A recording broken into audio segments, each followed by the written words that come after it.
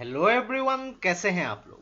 आज का दिन है रविवार और असम और नॉर्थ ईस्ट के करंट अफेयर्स के इस भाग में आज हम अगस्त 2 से लेके अगस्त 8 तक यानी कि पिछले रविवार से लेके इस शनिवार तक के सबसे जो ज्यादा इंपॉर्टेंट करंट अफेयर्स है उसको एमसीक्यू फॉर्मेट में डिस्कस करेंगे। तो देखिए, किसी भी कॉम्पिटिटिव एग्जाम्स में, चाहे वो यूपीएससी हो, एपीएससी हो या फिर किसी भी स्टेट बोर्ड के कॉम्पिटिटिव एग्जाम्स हो, तो उसमें आसाम और नॉर्थ ईस्ट के करंट अफेयर्स को बहुत ज्यादा इंपॉर्टेंस दिए जाते हैं। लेकिन आसाम और नॉर्थ ईस्ट के current affairs unlike national and international current affairs के जैसे अवेलेबल नहीं है।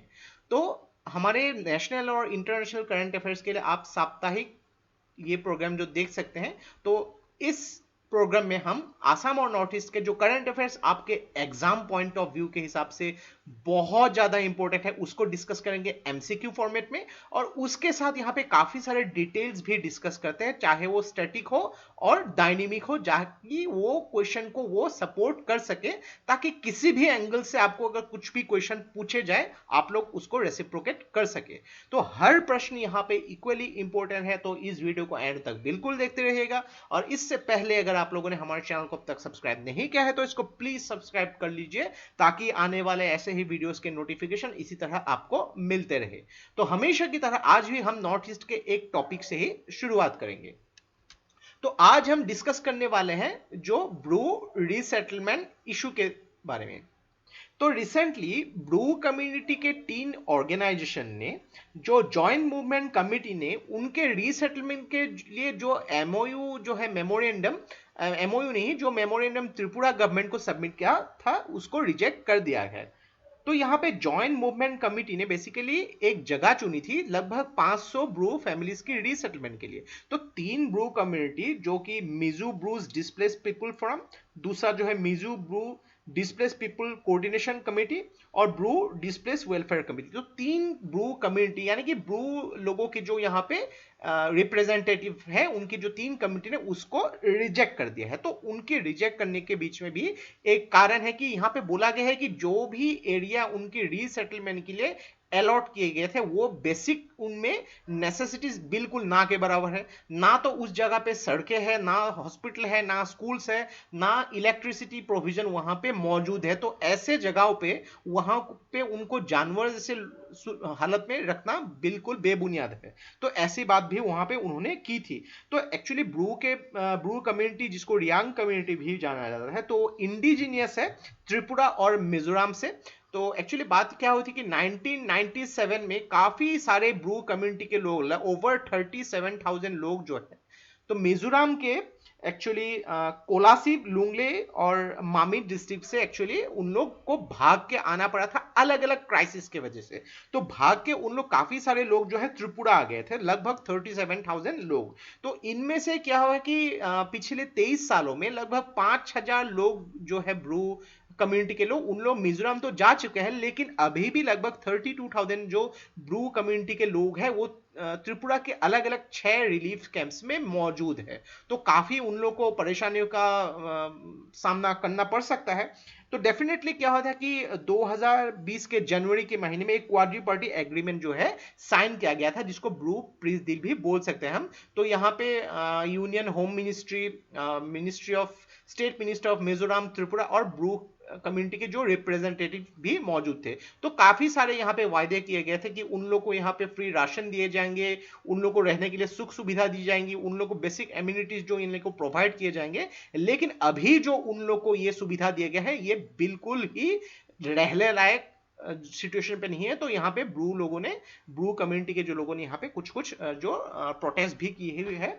और आशा करते हैं कि बहुत जल्दी जो होम मिनिस्ट्री हो या फिर त्रिपुरा और मिजोरम के मिनिस्ट्री इस प्रॉब्लम को जल्द ही निपटा देंगे। आगे बढ़ते हैं। तो जानते हैं आप लोग, जैसे कि हमारे वेबसाइट हमने कुछ दिन पहले रिलीज कर दिया है। तो यहाँ पे ईशान जो है आप लोग खरीद सकते हैं। ये जो है प्राइस इसकी सिर्फ 35 रुपीज है। पूरे महीने का आसाम और नॉर्थ ईस्ट का करंट अफेयर्स का जो है एनालिसिस आपको मिल जाएगी यहाँ पे। उसके साथ यहाँ पे जो कॉन्टेम्पोरेरी इश्यूज होती है यहाँ पे, उसके ऊपर अलग अलग एक्सपर्ट्स के द्वारा लिखे गए आर्टिकल, जो आपके यहाँ पे अलग अलग कॉम्पिटिटिव एग्जाम्स में बहुत ही इंपॉर्टेंट है। इसके अलावा यहाँ पे एक प्रोग्राम है आसाम दर्शन, आसाम के अलग अलग जो डिस्ट्रिक्ट्स के बारे में यहाँ पे डिस्कस करते हैं, Assam art and culture, Assam history, Assam geography, ऐसे टॉपिक्स के ऊपर भी हम एमसीक्यू यहाँ पे लाते हैं। तो बहुत ही इंपॉर्टेंट एक हैंडबुक है, चाहे वो आपके मंथली करंट अफेयर्स के कंपाइलेशन हो, अलग अलग कॉन्टेम्पोरेरी इश्यूज के ऊपर आर्टिकल हो, या फिर स्टेटिक आर्टिकल के ऊपर, बहुत ही ये यूजफुल होने वाली है। तो 35 रुपीज इसका पीडीएफ जो है आप लोग डाउनलोड कर सकते हैं, नीचे उसका लिंक मैंने डिस्क्रिप्शन में दे दिया है, वहां से आप उसको डाउनलोड कर सकते हैं। तो चलिए आज का वीडियो शुरू करते हैं। National cadet crops north east division का जो हेडक्वार्टर है, इनमें से कौन से शहर में ये लोकेटेड है? तो national cadet crops north east division का हेडक्वार्टर लोकेटेड है शिलोंग में। तो देखिए एनसीसी यानी कि नेशनल कैडेट क्रॉप्स, इसका ये जो है एक यूथ विंग है इंडियन आर्म फोर्सेस का, और इसका जो हेडक्वार्टर ये मौजूद है नई दिल्ली में। इसकी स्थापना हुई थी 1948 में। और एनसीसी ये है क्या है, एक ट्राई सर्विस ऑर्गेनाइजेशन है जिसमें इंडियन आर्मी, नेवी और एयर विंग भी शामिल है। तो एनसीसी के जो डायरेक्टर जनरल, उनका नाम है राजीव चोपड़ा, और पूरे भारत में एनसीसी के टोटल 17 यूनिट्स है, यानी कि अलग अलग राज्य हो, 2 या 3 राज्यों के बीच में अलग अलग यूनिट जो है शामिल है। तो उनमें क्या किया जाता है, जो अलग अलग जो यूथ को यहाँ पे ट्रेन किया जाता है, और उनको जो है काफी यहाँ पे इजी हो जाता है इंडियन आर्मी हो, नेवी हो या फिर एयरफोर्स में शामिल होने के लिए, यानी कि एक यूथ विंग है यहाँ पे। तो यहाँ पे देखिए कि जो नॉर्थ ईस्ट का विंग है, यानी कि नॉर्थ ईस्ट का डिवीजन है, इसका जो हेडक्वार्टर ये शिलोंग में मौजूद है। तो ये आप सोच रहे होंगे मैं आपको क्यों बता रहा हूँ, क्योंकि रिसेंटली जो नॉर्थ ईस्ट डिवीजन के जो यहाँ पे एडिशनल डायरेक्टर जनरल अपॉइंट किए गए हैं, अनंत भूया जो मेजर जनरल है, उनको अपॉइंट किया गया है नॉर्थ ईस्ट डिवीजन का एडिशनल डायरेक्टर जनरल। और इससे पहले जो अनंत भूया ये जो है कमीशन थे Kumaon regiment of Indian army 1983 के बैच के हिसाब से। तो अनंत भूया ये अभी एडिशनल डायरेक्टर जनरल है national cadet crops north east division का, और जो एनसीसी के डायरेक्टर जनरल है वो है राजीव चोपड़ा। दोनों ही आपको याद रखने हैं। रिसेंटली शिलोंग के एक एमपी ने यहाँ पे कहा है कि सीबीएसई कोर्सेज के जो करिकुलम में कौन सी लैंग्वेजेस, 2 लैंग्वेजेस को इंक्लूड होनी चाहिए। तो यहाँ पे याद रखिए 2 लैंग्वेज है। तो ये 2 लैंग्वेज है खासी और गारो।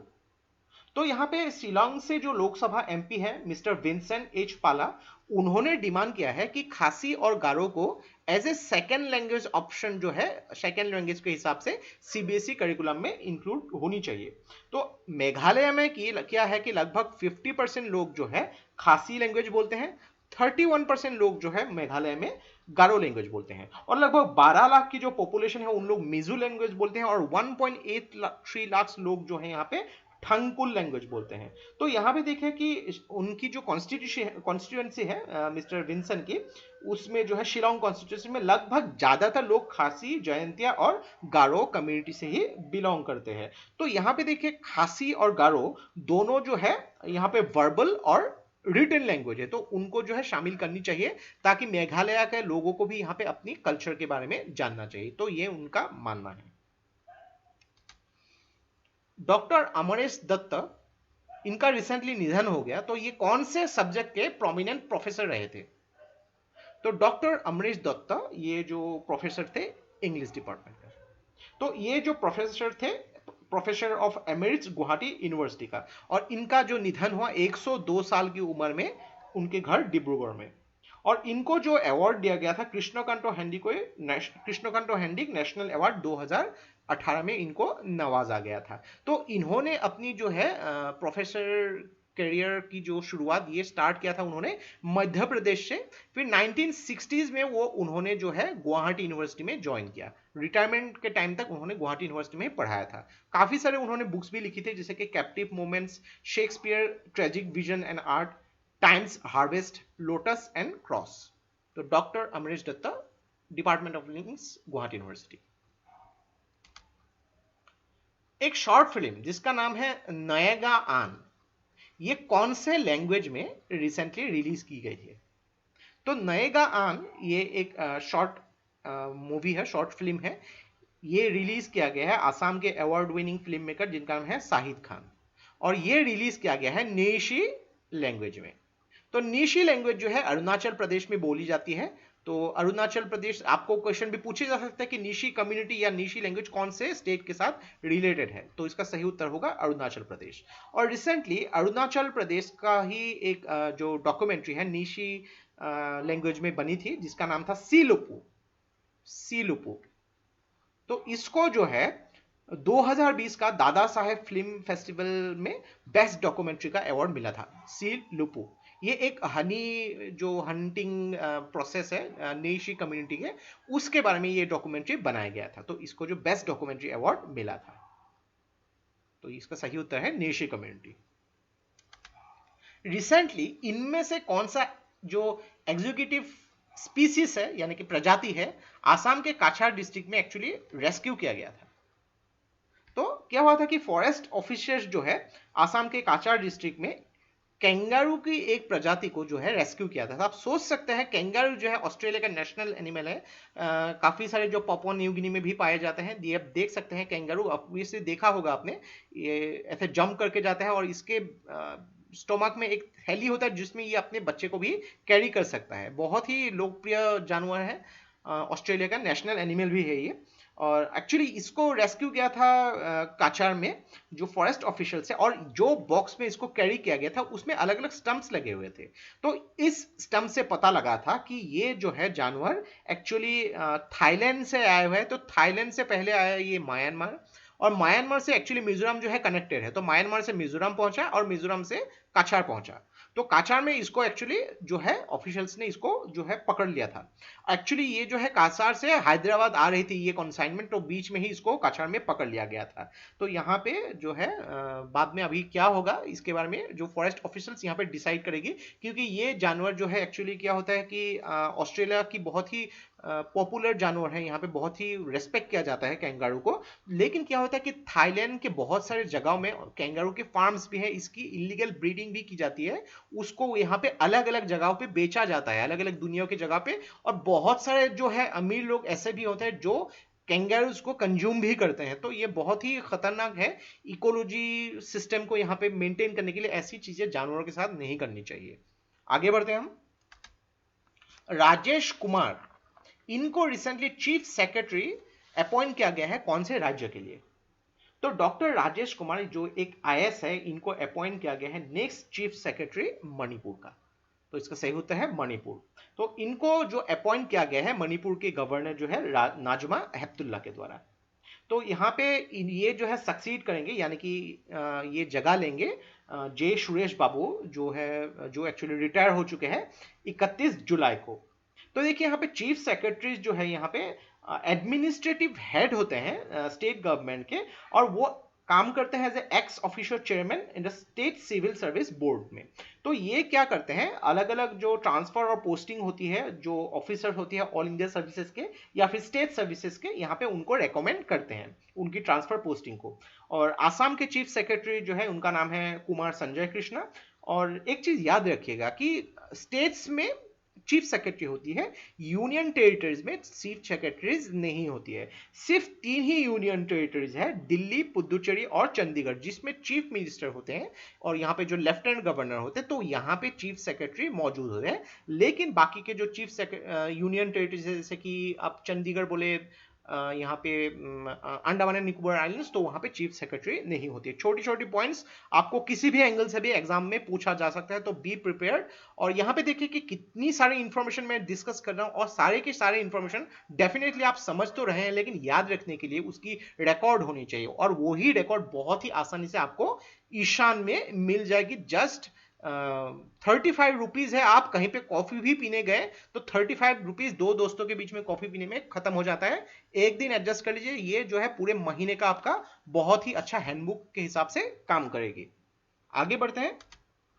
नॉर्थ ईस्टर्न रेलवेज ने व्यापार माला एक्सप्रेस ट्रेन दिल्ली से कौन से राज्य के लिए शुरू कर दिया है? तो व्यापार माला एक्सप्रेस यह शुरू कर दिया है दिल्ली से त्रिपुरा के बीच में।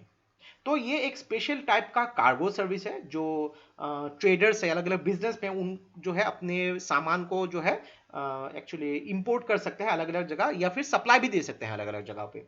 तो ये ट्रेन जो है एक्चुअली किशानगंज स्टेशन जो है दिल्ली से वहां से आई थी, और त्रिपुरा के जो जिरोनिया स्टेशन वहां पे पहुंच गई थी। तो टोटल लगभग 2300 किलोमीटर की जो एरिया है इसको कवर किया था 68 आवर्स में। तो ये बहुत ही अच्छी अपॉर्चुनिटी है जो भी small and medium size business traders है, ताकि वो अपनी जो यहाँ पे सामान है, कार्गो है, यहाँ पे जो भी चीजें हैं बहुत ही कम टाइम में बहुत ही कॉस्ट इफेक्टिव तरीके से यहाँ पे एफिशिएंटली यहाँ पे जो है अपने जगह पे बुलवा सकते हैं। स्वदेश दर्शन स्कीम के अंतर्गत यूनियन मिनिस्टर प्रहलाद सिंह पटेल ने तेंजवाल गोल्फ रिजॉर्ट, जो कौन से राज्य में इसका अनावरण किया है? तो तेंजवाल गोल्फ रिजॉर्ट ये लोकेटेड है मिजोरम में। तो यहां पे union ministry for state for culture and tourism Prahlad Singh Patel ने इसका अनावरण किया है। तो ये प्रोजेक्ट जो है इंप्लीमेंट किया गया है अंदर स्वदेश दर्शन प्रोजेक्ट के अंतर्गत। तो ये प्रोजेक्ट सैंक्शन किया गया है integrated development of new eco tourism के हिसाब से। तो टोटल इस प्रोजेक्ट में आप देख सकते हैं ये गोल्फ कोर्स जो है 64.48 करोड़ जो है इसमें इन्वेस्ट किए गए हैं, और अलग अलग जो components, not only golf course, अलग अलग बहुत सारी चीजें होती है उसको भी यहाँ पे इंक्लूड किए गए हैं। तो इसमें टोटल 75 एकर्स की जो जमीन है यहाँ पे, उसमें टोटल 18 होल से इसमें गोल्फ खेला जा सकता है। और अगर आसाम के बारे में बात करेंगे तो आसाम के जोरहाट में जो जिमखाना क्लब है वहां पे जो गोल्फ कोर्स है एशिया का सबसे ओल्डेस्ट गोल्फ कोर्स है। कैन यू बिलीव इट, हमको पता भी नहीं था कि आसाम अभी गोल्फ जो है इतनी पॉपुलर, इतनी पुरानी टाइम से चलती आ रही है। और जो जिमखाना जोरहाट के जो गोल्फ कोर्स है दुनिया का तीसरा ओल्डेस्ट गोल्फ कोर्स है, जिसकी स्थापना हुई थी 1875 में। कितनी पुरानी है आप सोच सकते हैं ये। और नॉर्थ ईस्ट के बहुत ही फेमस कुछ गोल्फ कोर्सेस है, जैसे कि Digboi golf club, Shillong golf club, margherita golf club, Kaziranga golf resort, ऐसे काफी फेमस जो है गोल्फ कोर्स नॉर्थ ईस्ट में भी मौजूद है। तो पूरे इंडिया में टोटल ऐसे 230 गोल्फ कोर्सेस मौजूद है। तो आपको कौन से गोल्फ प्लेयर, भारत से हो या फिर इंटरनेशनल गोल्फ प्लेयर पसंद है, आप मुझे कमेंट बॉक्स में लिख के बता सकते हैं। तो ये था हम लोग का पूरे हफ्ते का नॉर्थ आसाम और नॉर्थ ईस्ट का जो करंट अफेयर्स। बहुत ही कम करंट अफेयर्स आ रहे हैं। आप लोग को पता है कि कोविड-19 की वजह से यहाँ पे सब कुछ जो है एक नॉर्मल टाइम्स के हिसाब से नहीं चल रही है। तो यहाँ पे इनोग्रेशन हो या नॉर्मल जैसी होनी चाहिए वो नहीं हो रही है। जब ये सब नॉर्मल हो जाएगी तब आप देखेंगे लगभग 20 से लेके 25 तक करंट अफेयर्स हम लोग पहले हर हफ्ते देते थे। अभी हार्डली यहाँ पे 8 से लेके 10 करंट अफेयर्स जैसे तैसे निकलती है।